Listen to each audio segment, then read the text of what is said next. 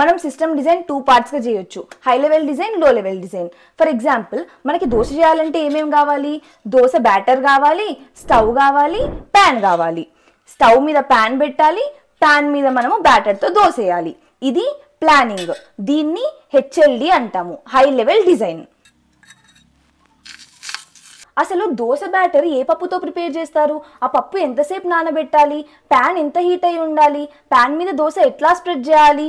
ఇదంతా ఇట్లా డీటెయిల్డ్ ఎగ్జిక్యూషన్ని లో లెవెల్ డిజైన్ అంటాము, ఎల్ఎల్డి. సిమిలర్గా ఒక యాప్ కానీ వెబ్సైట్ కానీ బిల్డ్ చేస్తున్నప్పుడు దానికి కావాల్సిన కాంపోనెంట్స్, ఫర్ ఎగ్జాంపుల్ ఒక యాప్ చేయాలంటే మనకు ఒక అథెంటికేషన్ సిస్టమ్ కావాలి, డేటాబేస్ కావాలి, క్యాష్ కావాలి.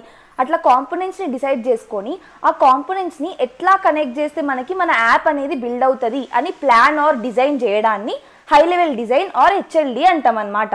లో లెవెల్ డిజైన్ అంటే ఈచ్ కాంపోనెంట్ యొక్క డీటెయిల్డ్ కోడ్ లెవెల్ ఎగ్జిక్యూషన్ అనమాట.